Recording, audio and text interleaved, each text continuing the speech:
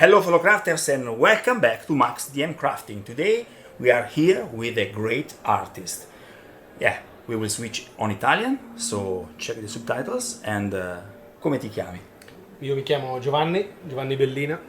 Giovanni Bellina, welcome, benvenuto. Grazie mille. E abbiamo una opera, un capolavoro qui davanti a noi. Di cosa si tratta?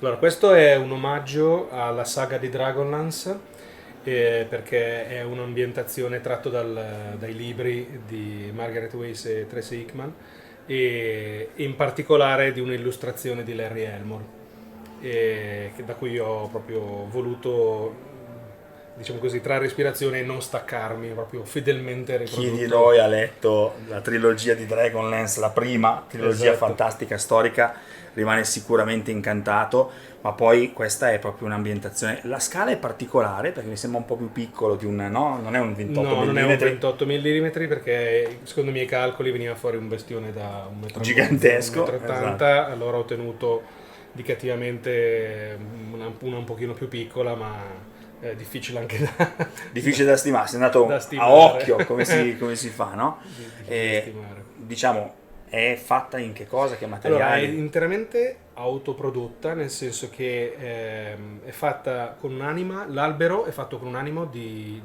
polistirolo, anche le diramazioni sono dei tondi di polistirolo che danno la forma della diramazione delle radici, e dopodiché è interamente rivestito di DAS, che era il materiale più semplice, il colla Das, in Italy it's hair dry clay, basically. Ok. Che poi ho grattato, quando si è seccato ho grattato per texturizzarlo, per rendere la texture migliore, e i rami sono invece pezzi di albero vero, e poi la Teloxys per fare la chioma. La casa e la piccola casettina lì sotto del fabbro è fatta invece in polistirene, e la scala, tutta la scala è invece in legno di balsa, tutto autoprodotto. La quantità di dettagli è praticamente un diorama, a livello di diorama, Sì. un diorama fantasy a tutti i Sì, livelli. sì. No, sapevo di non riuscire a farlo giocabile, allora ho fatto direttamente un diorama. Quando fai una roba del genere, no? Che cos'è il motore? Cos'è che ti spinge principalmente? Allora, io ho veramente una venerazione per Larry Elmore, proprio lo stimo, l'ho incontrato a Lucca un po' di tempo fa. Per me è l'origine del mio amore per il fantasy e diciamo così, tutto il mondo dell'arte fantasy. Poi no, ho incontrati altri illustratori, mi piacciono anche altri, però il primo amore non si scorda mai, quindi il motore era rendere omaggio.